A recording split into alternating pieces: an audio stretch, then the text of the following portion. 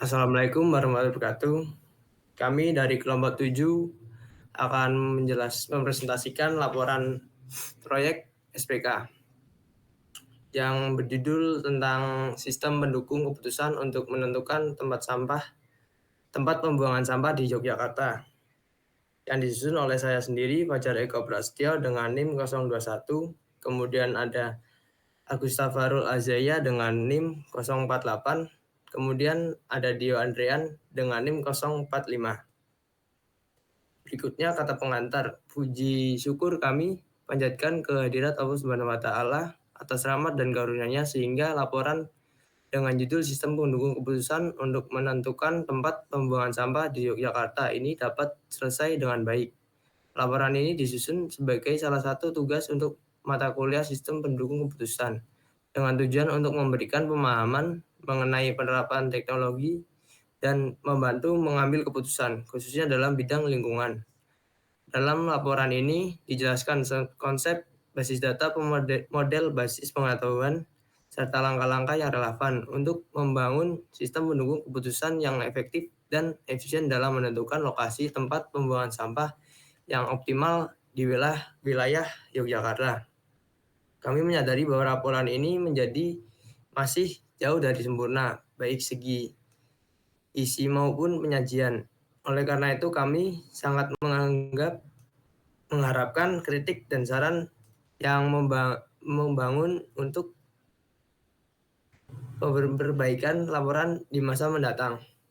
Akhir kata, kami mengucapkan terima kasih kepada dosen pembimbing, teman-teman, dan semua pihak yang telah memberikan dukungan dan bantuan dalam proses penyusunan laporan ini. Semoga laporan ini dapat bermanfaat bagi pembaca dan menjadi referensi yang berguna di bidang pengembangan sistem pendukung keputusan, khususnya dalam pengelolaan lingkungan dan yang lebih baik. Yang kemudian ada daftar isi, yang isinya kata pengantar, daftar isi, bab 1 pendahuluan, bab 2 tahap pengembangan, bab 3 penutup. Yang pertama bab 1 atau pendahuluan.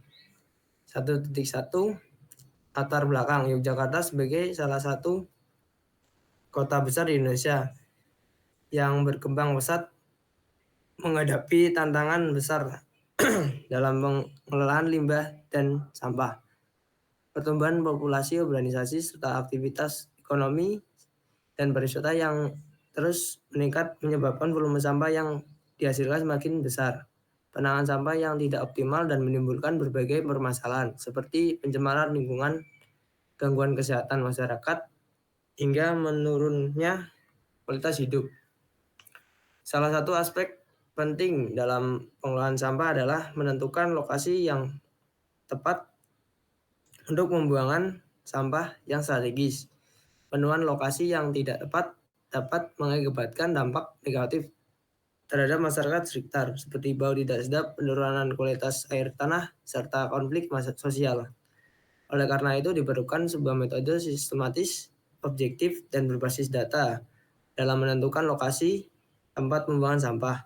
Aplikasi SPK ini hadir sebagai solusi untuk membantu proses pengambilan keputusan dalam menentukan lokasi yang optimal. Dengan memanfaatkan teknologi ini, berbagai faktor penting seperti jarak dari pemukiman, aksesibilitas, kesesuaian lahan, hingga dampak lingkungan dapat dipertimbangkan secara holistik dan terukur di Yogyakarta. Implementasi SPK yang dalam mengelola sampah dapat menjadi langkah strategis untuk menjawab kebutuhan masyarakat sekaligus mendukung pembangunan yang berkelanjutan. 1.2 terdapat definisi masalah yang dikaji. Masalah utama yang dihadapi di Yogyakarta dalam pengelolaan sampah adalah penentuan lokasi tempat pembuangan sampah atau TPS yang belum optimal seiring dengan pertumbuhan penduduk dan aktivitas perkotaan. Volume sampah yang dihasilkan terus meningkat secara signifikan. Hal ini menimbulkan kebutuhan mendesak untuk memilih lokasi TPS yang strategis dan sesuai dengan kriteria yang mampu mendukung pengelolaan sampah secara efektif. Saat ini, proses penentuan lokasi TPS masih dilakukan secara manual dengan mempertimbangkan faktor-faktor yang lebih bersifat subjektif dan terintegrasi. Pendekatan ini tidak cukup efektif dalam mengakomodasi berbagai kriteria yang penting, seperti jarak dari permukiman, aksesibilitas jalan, kapasitas lahan, dan potensi dampak lingkungan. Akibatnya, lokasi TPS yang dipilih selain seringkali tidak ideal dan menimbulkan ketidakpuasan di kalangan masyarakat. Ketiadaan sistem berbasis teknologi juga menjadi kendala utama dalam proses pengambilan keputusan.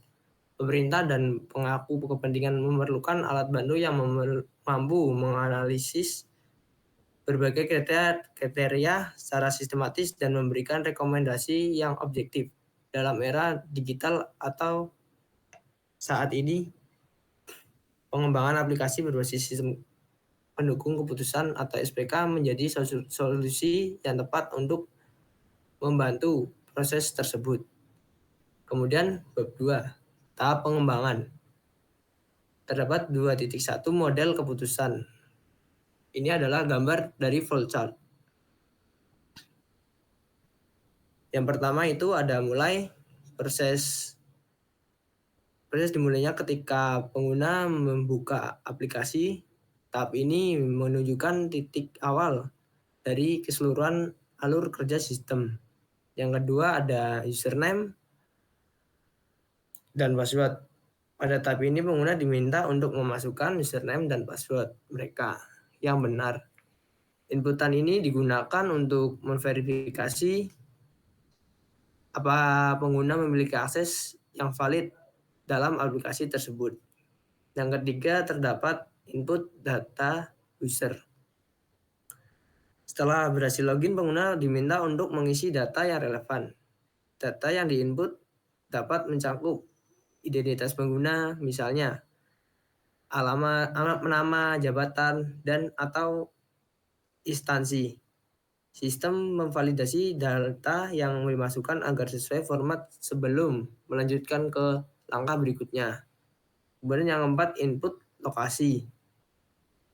Pengguna memasukkan data lokasi yang akan dianalisis untuk merekomendasikan tempat pembuangan sampah akhir atau TPA. Data lokasi meliputi koordinat geografis, informasi lokasi signifikan seperti kecamatan, kelurahan, dan radius pencarian. Yang kelima, merekomendasikan lokasi TPA. Berdasarkan data lokasi yang telah diinputkan, sistem memproses informasi yang menghasilkan rekomendasi lokasi TPA dan strategis. Yang keenam, selesai. Sistem selesai. Sistem menampilkan hasil akhir berupa rekomendasi lokasi TPA kepada pengguna informasi hasil inputan. Yang kedua ada 2.2 berikutnya, basis pengetahuan. Kriteria di pemilihan menu. 1. Jarak dari permukiman penduduk. Lokasi TPA harus memiliki jarak minimal 2 km dari area permukiman untuk menghindari dampak negatif seperti bau, resiko kesehatan, dan pencemaran udara terhadap masyarakat sekitar. Yang kedua terdapat aksesibilitas lokasi. Lokasi harus mudah diakses oleh kendaraan pengangkut sampah dengan jalan utama dan jalan penghubung dalam kondisi baik dan lebar jalan yang memadai untuk kendaraan berat. Yang kedua, kesesuaian lahan. Lahan yang dipilih harus memiliki luas minimum 10 hektar, memiliki kondisi tanah yang stabil dan tidak rawan longsor, serta memiliki status hukum yang jelas tanpa sketsa. 4. Dampak lingkungan. Lokasi harus mempertimbangkan jarak minimal 500 meter dari sumber air seperti sungai atau danau. Yang kelima, keberlanjutan sosial dan ekonomi. lokasi harus mendapat dukungan dari masyarakat sekitar, memiliki biaya pembangunan dan operasional yang efektif, serta mendukung program daur ulang. Kemudian akan dijelaskan oleh teman saya.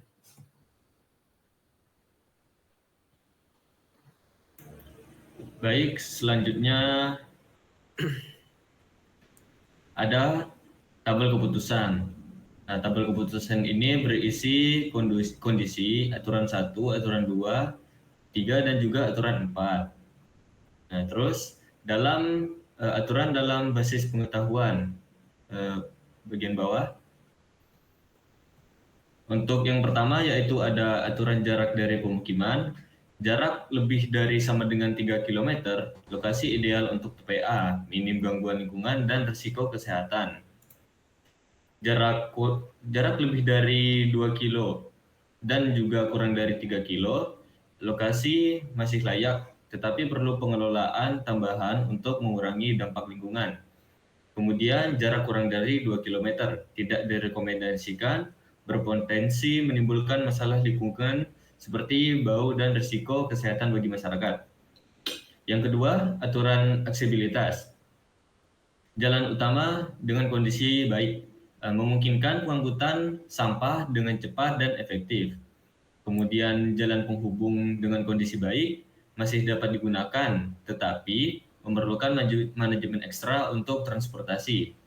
Kemudian jalan kecil yang kurang memadai, menghambat operasional pengangkutan sampah dan meningkatkan risiko kerusakan kendaraan. Kemudian ada jalan kecil yang rusak, tidak direkomendasikan karena memerlukan perbaikan signifikan sebelum penggunaannya.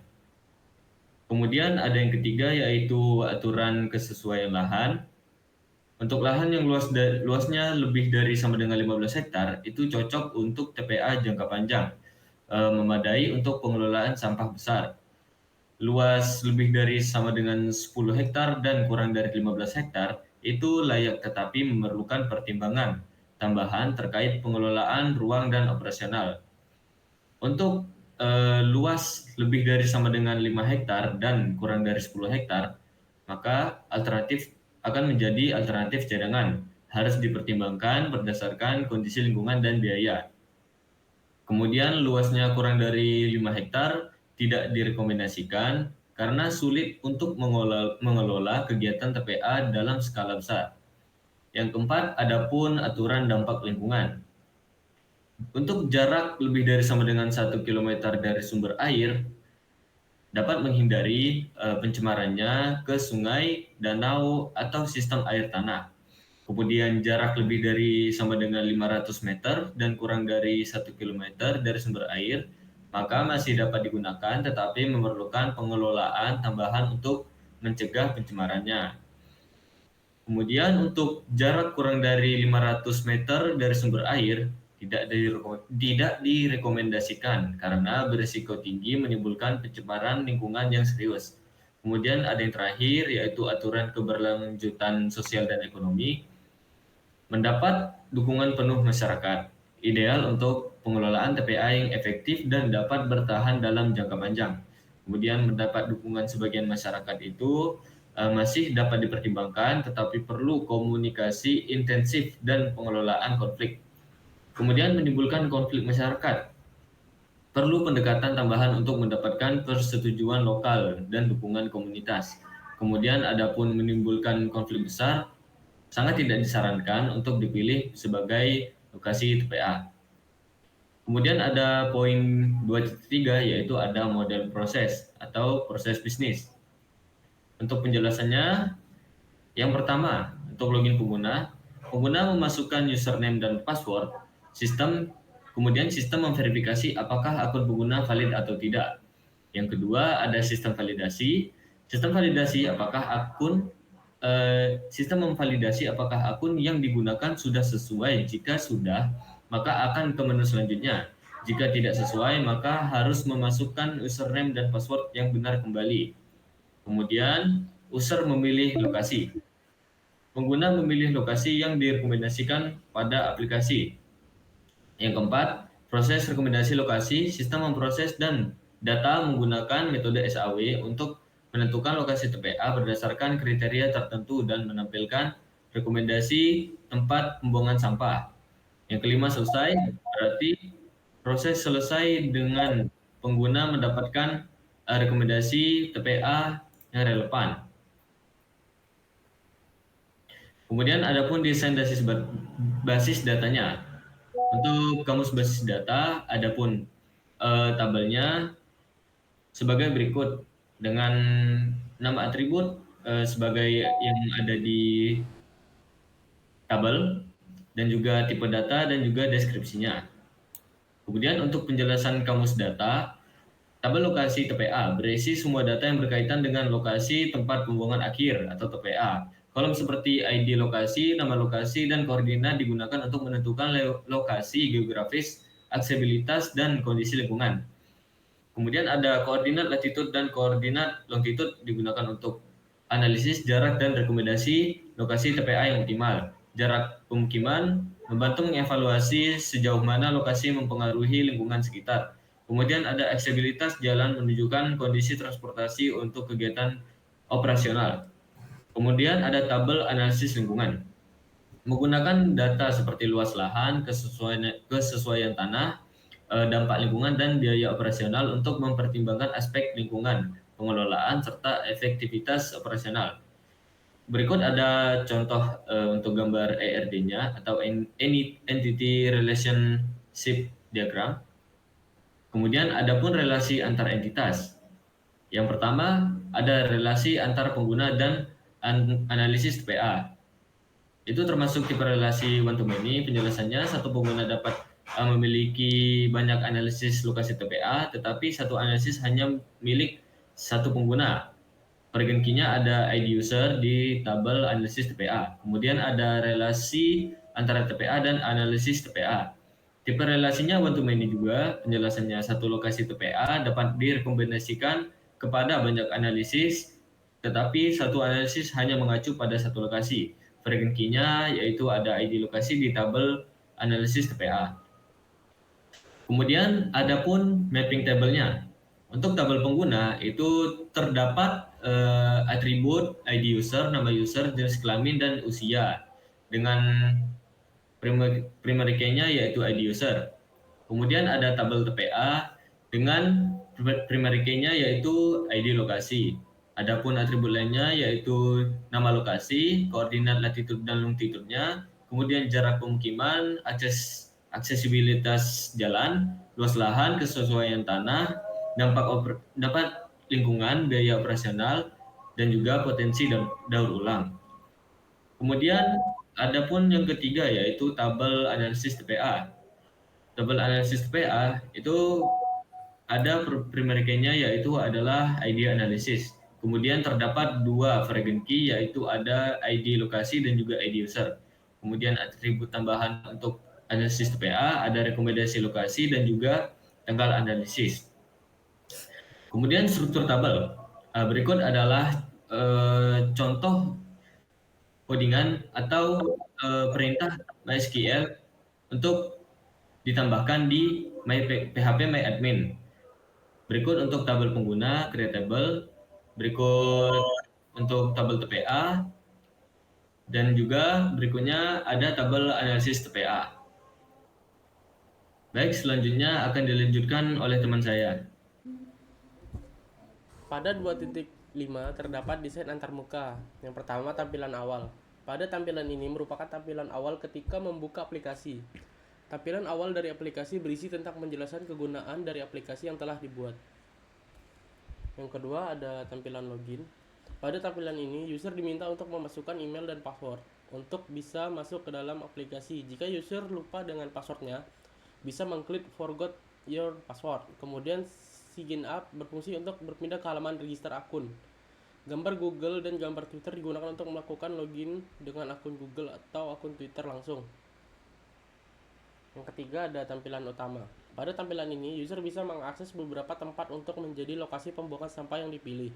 Bisa dengan melakukan klik gambar langsung maupun melakukan pencarian nama lokasi TPA. Kemudian di bagian atas kanan ada notifikasi dan atas kiri untuk membuka setting.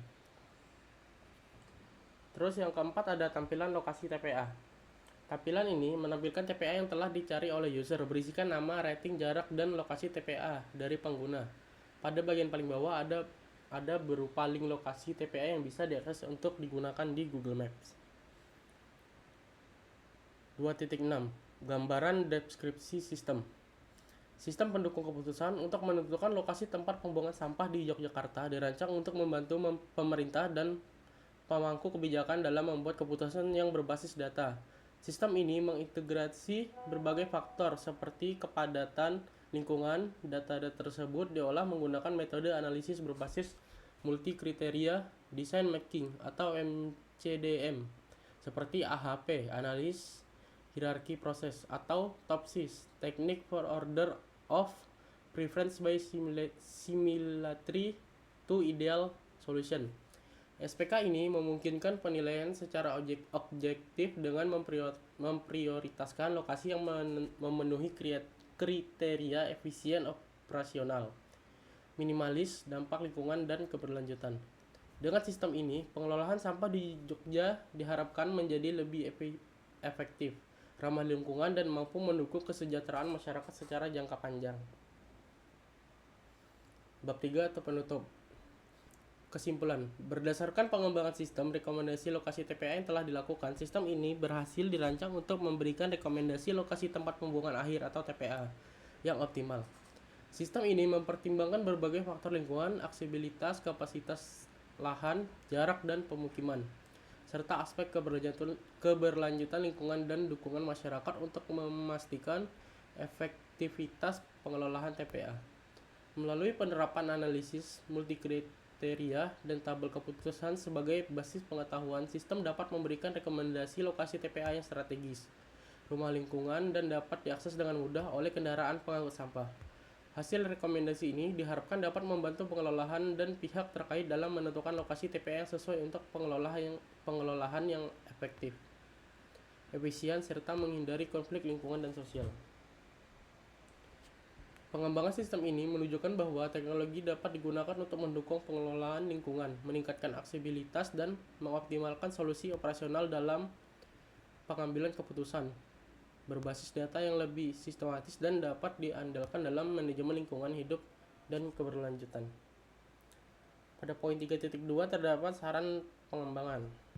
Untuk pengembangan lebih lanjut, sistem pendukung keputusan dalam menentukan lokasi tempat pembuangan sampah di Yogyakarta dapat ditingkatkan dengan integrasi teknologi berbasis geographic information system atau GIS untuk visualisasi data spesialis secara real time.